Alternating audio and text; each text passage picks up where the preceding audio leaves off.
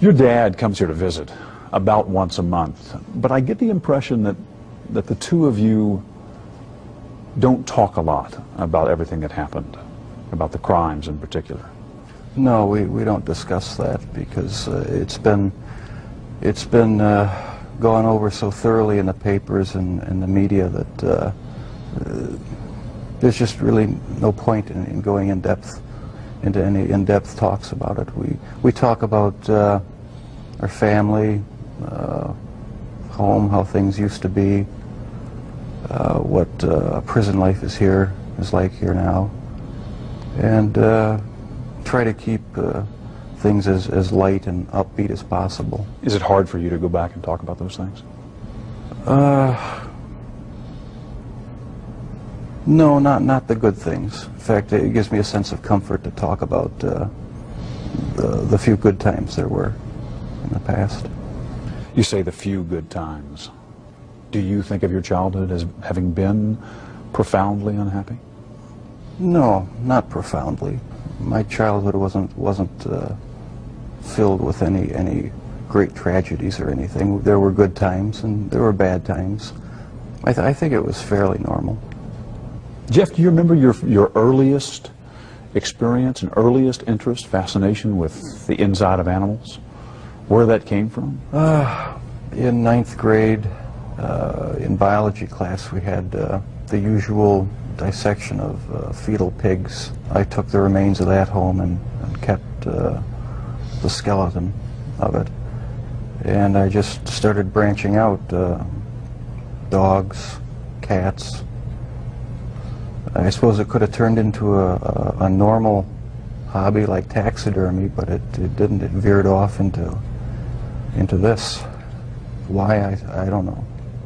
All I know is that I wanted to see what the insides of these animals looked like. Was there some pleasure in the cutting open of the animal? Yes, there was. No sexual pleasure, but just it's hard to describe. Sense of power, sense of control? I suppose that's a good way of putting it, yeah. Yeah. I can sort of see a fascination for, wanting to see or for looking at the insides of animals, say for the first time. After you did it one time, what more is to be gained by looking at another dog's inside, the second or the third? I don't know. It became a compulsion, and it switched from animals to humans. I still don't understand it.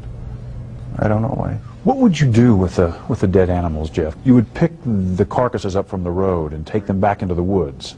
Take them back in the woods, skin them sometimes, slit them all the way open, look at the organs, feel them. There was a sort of general excitement for me. I don't know why. It was exciting to see. One of your dad's biggest questions is when you began to slip away, when you crossed over into this world of obsession or dark fantasy from which you just couldn't return. Can you pinpoint that? Is there a sense for when that really began to happen with you, Jeff? I think it was around age 14 or 15.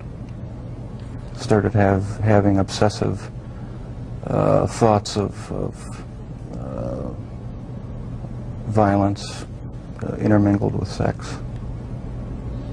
And it just got worse and worse. I didn't know how to tell anyone about it, so I didn't. I just kept it all inside. Do you have any sense for where that was coming from? No. No, I've talked with a few psychologists about it. They have their theories, but they don't have any concrete answers either. Do you have a theory? No, not really. I don't know where it came from. I probably will never know. But I never dreamed that it would become a reality. What was it, Jeff, that took you over the edge, do you think, and made you take this from the world of fantasy into reality? From 15 on, I had this reoccurring fantasy of meeting a hitchhiker on the road, and of taking him hostage and doing what I wanted with it. About 3 years later, I was 18 years old, driving home. I saw this hitchhiker about a mile from my house. Thought to myself, should I stop and pick him up, or should I just keep on going? I wish I just kept on going, but I didn't. I turned around, picked him up, and that's when the nightmare became a reality. It just seemed so bizarre to me that this obsession that I had been thinking about and wanting, just all the parts are there, and they make it possible to make it happen. What happened after you took him to the house? The house was empty. My mother was up in Chippewa Falls with her family, and my dad was living in a rented motel about 5 miles away due to the divorce.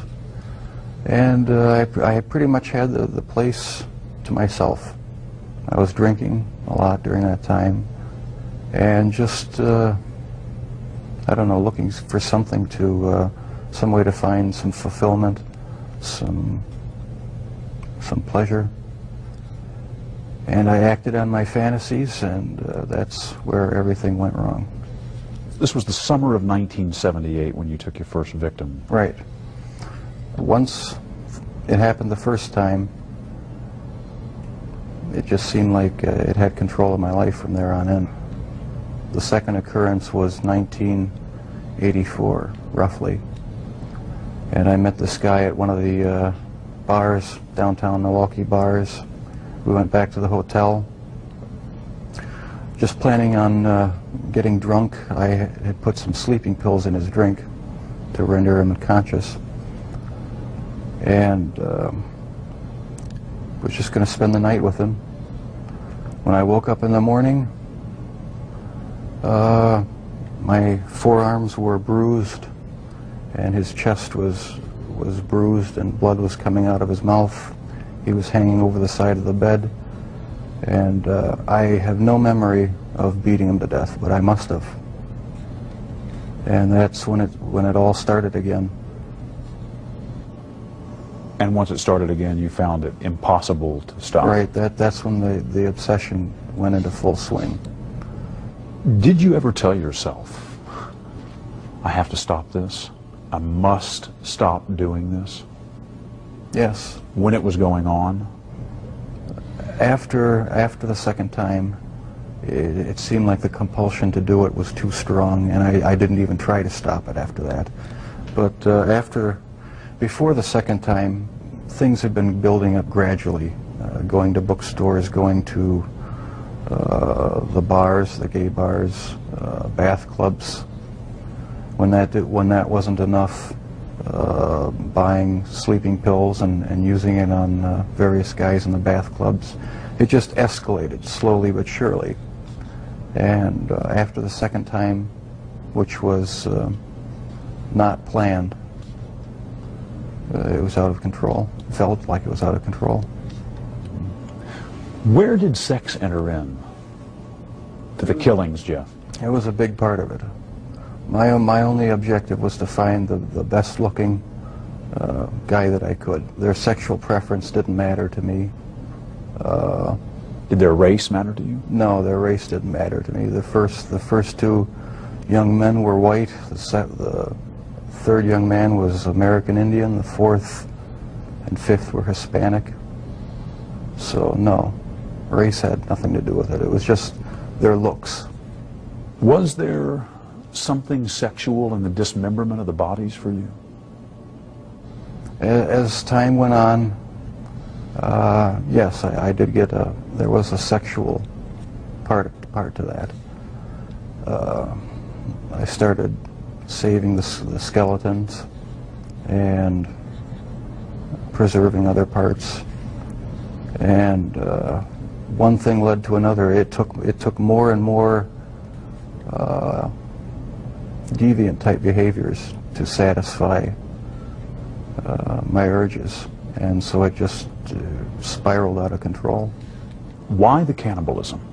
It made me feel like they were a permanent part of me. Besides the just mere curiosity of what it would be like, it made them feel that they were a part of me, and it gave me a sexual satisfaction to do that. Was it the killing that excited you, or is it what happened after the killing? No, the killing was just a means to an end. That was the least satisfactory part. I didn't enjoy doing that.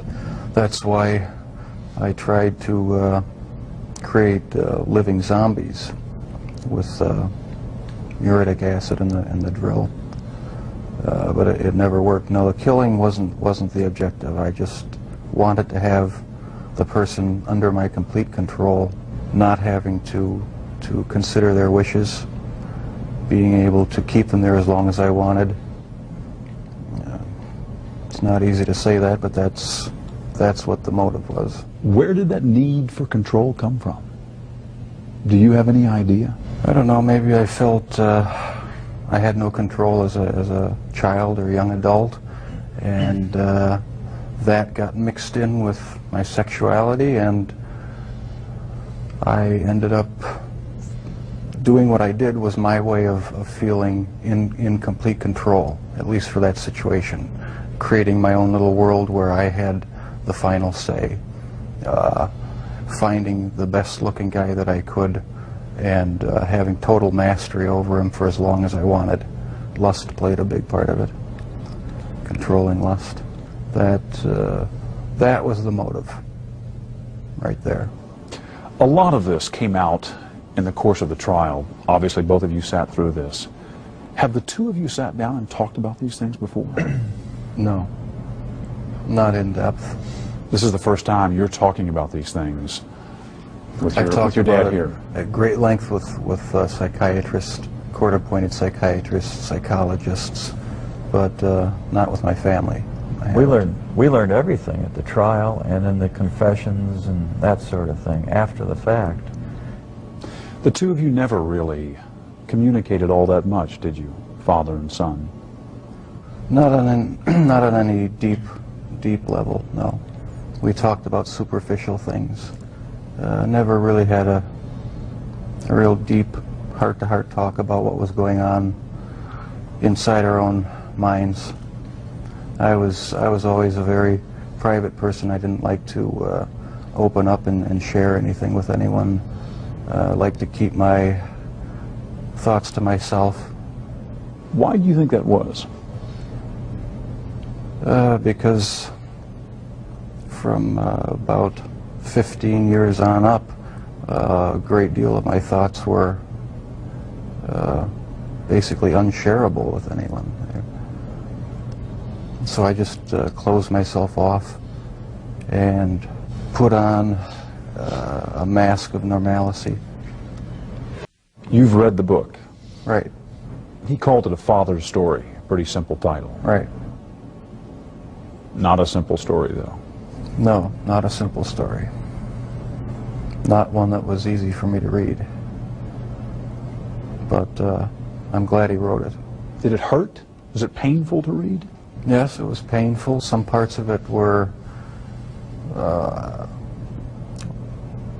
for me, were even fun to read. There were good parts. It wasn't all negative. Was it emotional for you reading the book? Yes, it was. Tell me, what kind of feelings did you have reading it? Deep regret, sorrow. I guess those were the two main emotions. Is there anything in this book that you strongly disagree with?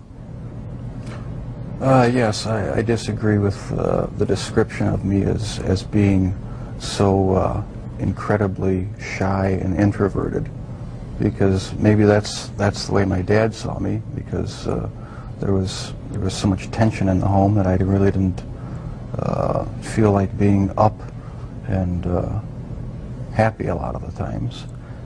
But with my friends in school, I had a good time. We had good social life, and so I wasn't so extremely reclusive and self-centered as it portrays me.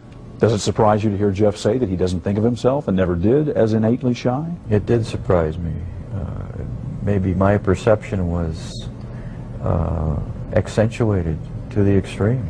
But you do recall at age 6 that you became more aware of tensions in the home. Oh yeah, that's the time I really remember noticing that things weren't quite right. So it wasn't so much innate shyness as it was wanting to withdraw from tension and arguments and problems in the house. That's how I saw it, yeah. I sort of lived in my own little fantasy world when things got too heated in the household. And I carried that over for years, I guess. And was there violence in that fantasy world? No, not early on? Not that, not the type that showed itself later. No, it was just my own little world where I had control. Was anger a part of it for you, Jeff? I had some anger. Probably every kid has some anger, you know, about their childhood. It really wasn't a terrible childhood, though. You know, there were a lot of good times. It wasn't a really terrible time. So pat theories about you as a serial killer striking out to get back at your dad, for instance, don't ring true to you. No, that has no truth in it. The only motive that there ever was to completely control a person that I found physically attractive, and keep them with me as long as possible, even if it meant just keeping a part of them. Did you know before you read this book that your dad had his own obsessions and fantasies, that he had thought about, that he had dreamed of committing murder, that he had had an obsession with fire and with explosives? No, I don't think that's the type of thing one asks one's dad. Were you surprised to read that about your dad? Very surprised. Yeah.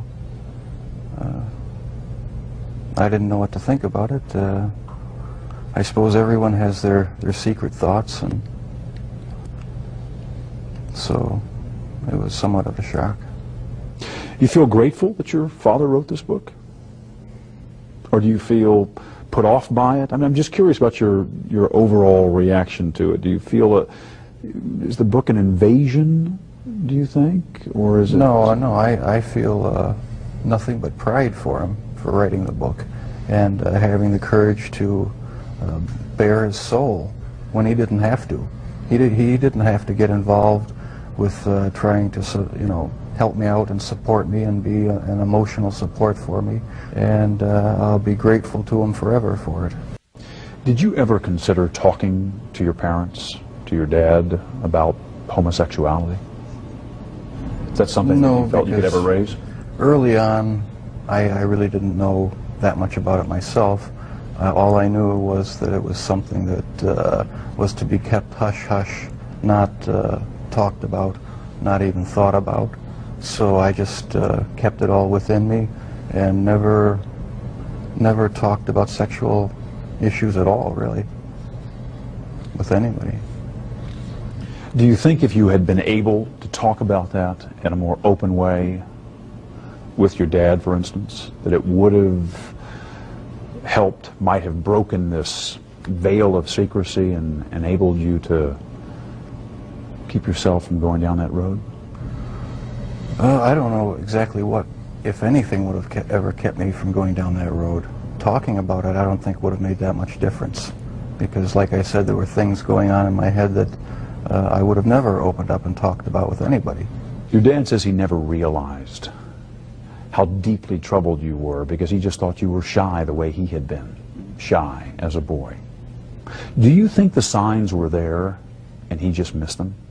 No, I don't think so, because I had thoughts, I had fantasies, but there was no outward show of anything that was wrong.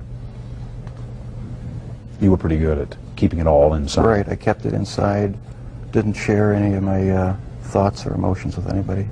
So how would I ever know? No, you never saw any of it, as far as I know. I did not really hear from anyone about any of these activities. And that's what really strikes me now, is if I would have known, what would I have done about it? I think I would have done a lot about it. I feel it's wrong for people who commit crimes to try to shift the blame onto somebody else, onto their parents or onto their upbringing or living circumstances. I think that's just a cop-out. And my parents, my relatives, had no knowledge of what I was doing. They're absolutely not responsible for any of it in any way. And I take full responsibility. But you understand that what you did would lead your father to ask himself all kinds of questions. That's true. Where did I go wrong? Was there something I could have said or done to have prevented this? Right. Did I in some way create or contribute to the terrible acts my son committed? I understand that. I just get angry with other people who think that they have a right to somehow try to blame my parents for what happened. That's not right at all. No one has the right to do that because they're totally innocent. They had no knowledge of it. And that angers me. But parents just naturally, I mean, any parent that really cares, they just first of all say, gee, I feel guilty. You know, there's just feelings of guilt. What happened? What did I do? What could I have done? And so that's a normal parental reaction. Your dad has wondered about all kinds of things, from the medication that your mom was on during her pregnancy, to the fact that you were exposed to violent arguments in the home from an early age and continuing, to the possibility that he might have passed on some genetic propensity for obsession or violent behavior. Does any of that ring true to you? I can see why he'd wonder about those things, but as far as I'm concerned, they're all excuses. Because I didn't feel accountable to anybody. I didn't feel that I had to face what I had done ever. And so there comes a point where a person has to be accountable for what he's done. Can't go around making excuses, blaming other people or other things. So I alone am the one who's responsible for what's happened. Let me ask, when did you first feel that everyone is accountable for their actions? Well, thanks to you for sending that creation science material, because I always believe the lie that evolution is truth, the theory of evolution is truth, that we all just came from the slime, and when we died, you know, that was it. There was nothing.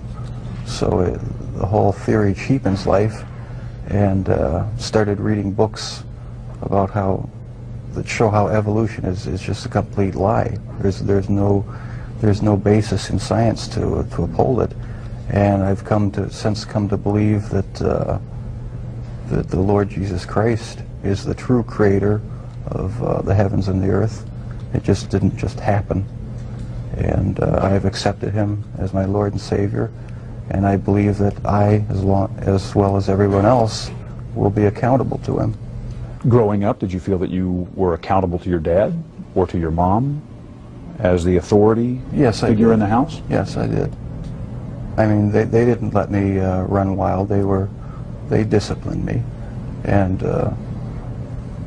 so I felt accountable to them. But afterwards, after I left the home, that's when I started wanting to sort of create my own little world where I could be the one who had the complete control, where I didn't have to bow to anyone else's demands, and I just took it way too far.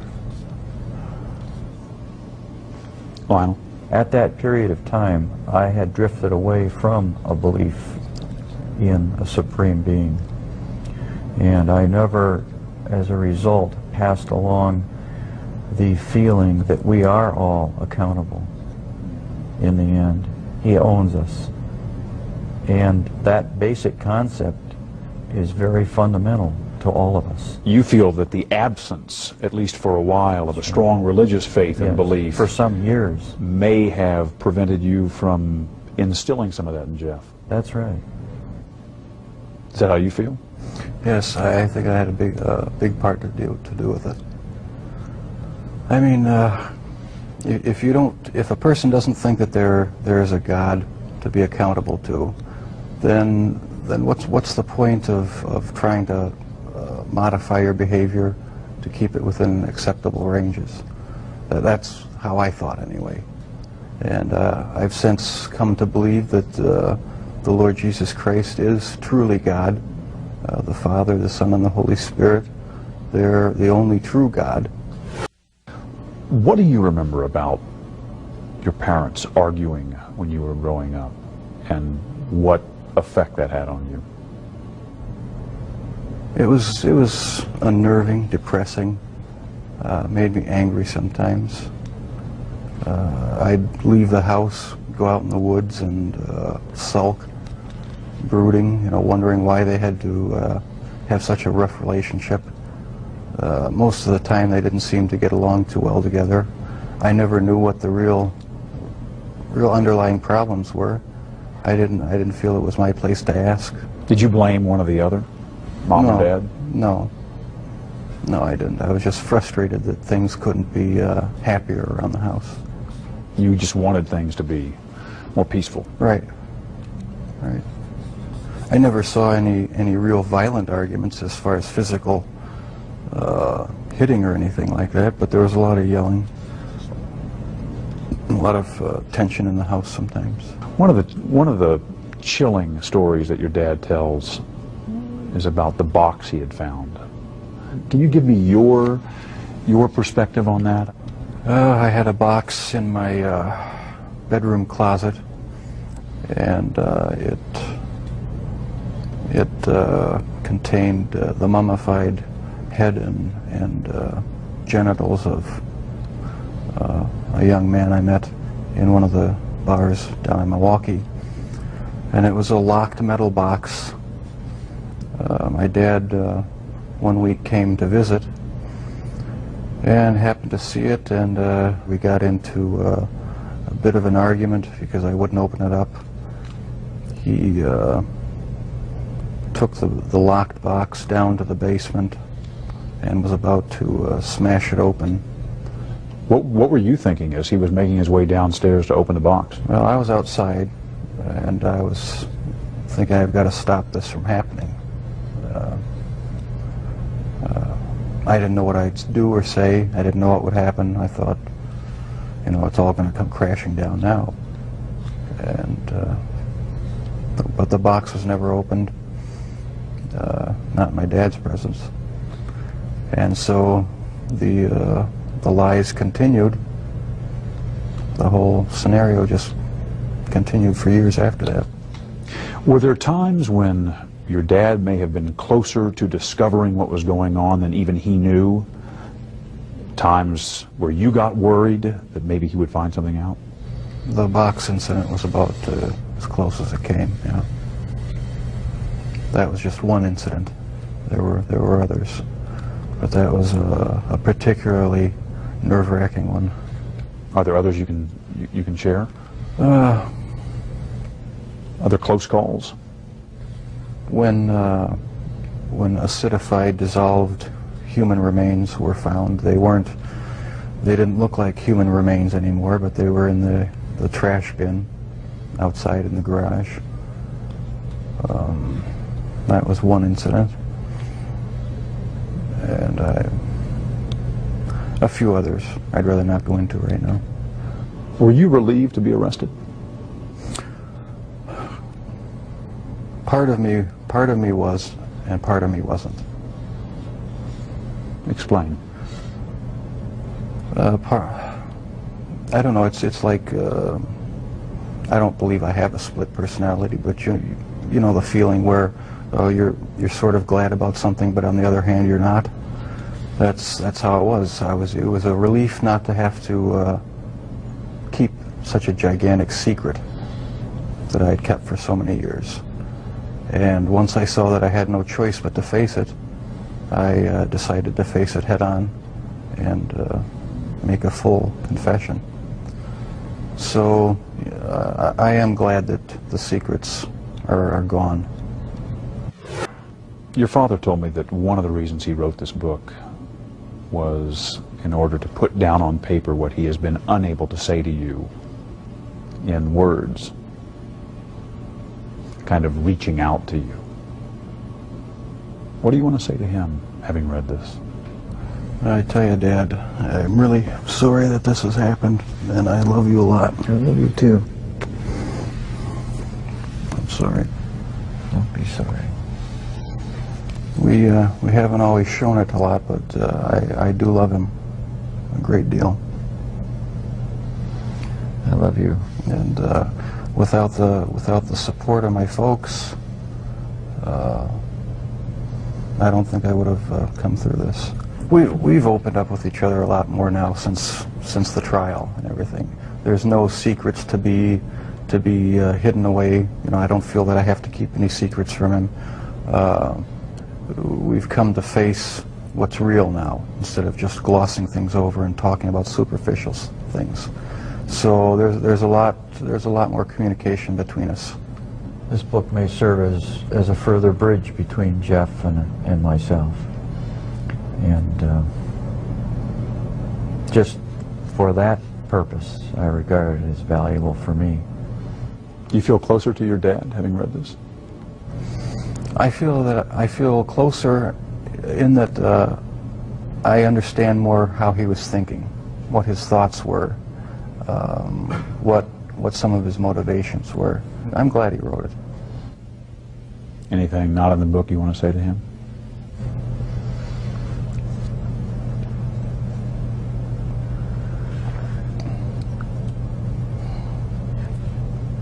I can't think too clearly right now. I'm feeling pretty emotional. I think that a lot of things have been brought out in this interview that has brought us to a little bit deeper, just a little bit closer understanding as to how this all originated. And well, whenever I get emotional, my analytical side gets clouded, and I can't express myself quite as well as I would like. Can you talk about the feelings you have? You feeling close to I feel Jeff? very close to Jeff, and it's going to continue until our death. And I feel good about it. Do you think you'll ever have the answers you've been looking for about why, what happened, and what role, if any, you played? Maybe not. My primary question is the origins of it. And if something can be learned about that, it may help other people avert problems. Is it still there, Jeff? Does it ever go away? In part, no, it never completely goes away. I'll probably have to live with it for the rest of my life. I wish it would go away. I wish there was some way to completely get rid of the compulsive thoughts, the feelings. It's not nearly so bad now that there's no avenues to actually act on it. But no, it never seems to go completely away. So the thoughts still come to you? Sometimes, yeah. Are you different, Jeff, in terms of how you think back on all of this? I would hope I'm different. I'm glad that I'm in a position now where I don't feel the compulsion to do these things. I'm glad that it's over. Any words I say to the victims' families are just going to seem trite and empty. I don't know how to express the regret, the sorrow,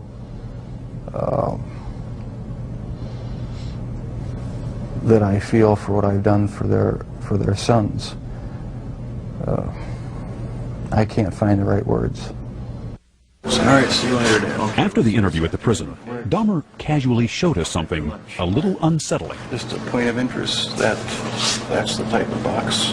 This is the type of box? He wanted us to know that box looked strikingly like the one his father had found. the one Jeffrey had used to hide body parts. Thank you, Jeff. All right. To this day, the interview with Jeffrey Dahmer remains one of the eeriest experiences of my 30 years in television news. From the weak handshake with which he greeted me, to his bizarre observation about that metal box as he returned to his cell, Dahmer was a haunting figure. He often said he had wanted the death penalty. 9 months after our interview, his death wish came true. I'm Stone Phillips.